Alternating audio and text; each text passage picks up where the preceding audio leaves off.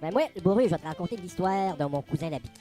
Ah, le cousin Labic, ben c'était un agriculteur, puis à chaque hiver, ben c'était un peu la misère, comme ben du monde, fait que il allait s'enfoncer dans les forêts pour devenir bûcheron.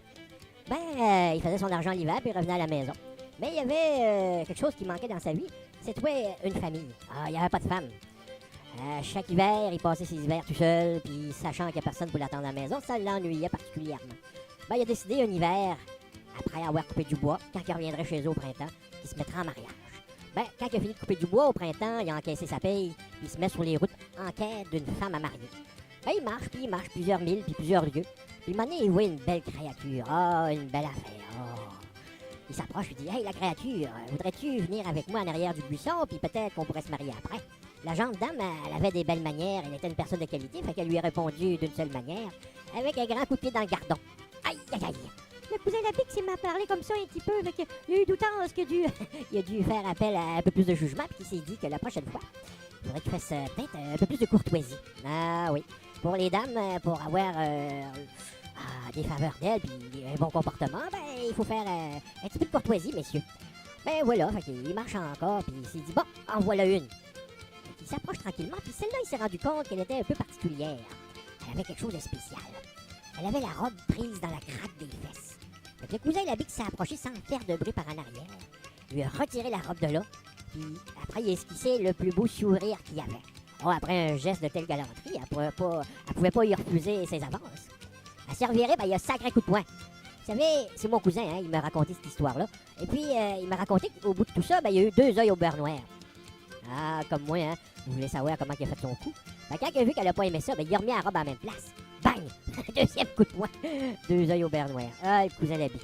La courtoisie et le savoir-faire avec les gentes dames, il connaissait pas ça. Ah, il a marché des lieues et des lieues pendant des mois et des mois, à manger des coups de poing, à manger des coups de pied, à se faire refuser ses avances. Ah, pauvre cousin Labic. C'était rendu que c'était l'hiver. Il était rendu loin de chez eux. Un de ces soirs, il était pour mourir de fret. Il était cogné à la porte d'une maison. C'était la demeure d'un vieux couple, un vieux monsieur et une vieille bonne femme. Là. Ah, je pense qu'il dérangeait. Parce que vous savez, à un certain âge, les vieux, ça fait encore certaines affaires. Je pense qu'il dérangeait. Ah, vous savez, à cet âge-là, hein, ça donne tout son cœur là-dedans, puis ça n'aime pas ça se faire déranger. Les taux perdus, à cet âge-là, ça revient pas. Hein, fait que le vieux, il va répondre à la porte. Qu'est-ce qu'il y a? Ben, le cousin Labic demande refuge, puis il aimerait ça dormir dans cette maison-là pour un soir seulement. Le vieux, bon, il a fait usage de charité chrétienne, puis il rouvre sa porte, dit bon, entre en dedans. Enlève ton manteau, c'est tout trempe, là, va mettre ça sur le bord du poêle, puis ça va sécher, là. Faudra pas que tu pognes la grippe, là, faudra pas que tu craves ici, là. Le cousin Labic enlève son manteau, vient s'asseoir sur le bord du poêle, puis il s'assoit. Et puis le vieux le regarde, il dit ta chemise, tes pantalons, c'est tout trempe, ça, enlève tout ça. C'est tout mouillé. Le cousin Labic se lève, enlève sa chemise, puis ses pantalons. Puis le vieux le regarde, il dit ta petite tenue de corps, c'est tout trempe, c'est tout mouillé. Tu vas pogner la crève, je veux pas que tu meurs ici, enlève-moi tout ça. Le cousin Labic s'en va accrocher sa petite tenue de corps sur le bord du poêle, puis il vient s'asseoir à poêle sur le bord du poêle. Ça fait quelques rimes, hein? Oh, je suis un peu poète à mes heures. Alors, là, lui, il regarde Labic. Mais là, ta peau, là, c'est tout trempe. Faudrait pas que tu pognes la crève ici. Enlève-moi tout ça. Le cousin Labic, il demande au petit vieux comment qu'elle a fait pour enlever sa peau. Le vieux, il fait glisser sur la table un couteau. Pèle-moi tout ça. Que dit le vieux? Le cousin Labic n'a pas voulu argumenter, le vieux. Sa femme était en train d'y préparer un potage, ils ont fait un gîte pour la soirée. Les vieux, faut pas contrarier ça. Le cousin Labic, il prend le couteau, commence à se peler la peau, puis il va porter ça sur le bord du poêle, accrocher ça pour que ça sèche.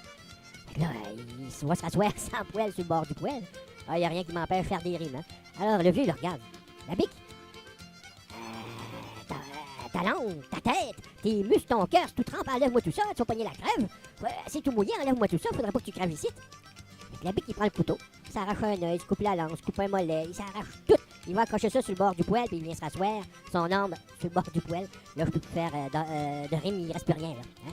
Alors, le cousin Labic, il reçoit le potage, il mange bien, la bonne femme a fait un bon vieux potage. Puis quand il fait bien frais, puis avoir bien mangé, vous savez que l'endormitoire, ça prend vite. Donc le cousin Labic s'était endormi. Le lendemain matin, il se réveille, il remet ses jambes, ses mollets, sa langue, les yeux, puis tout.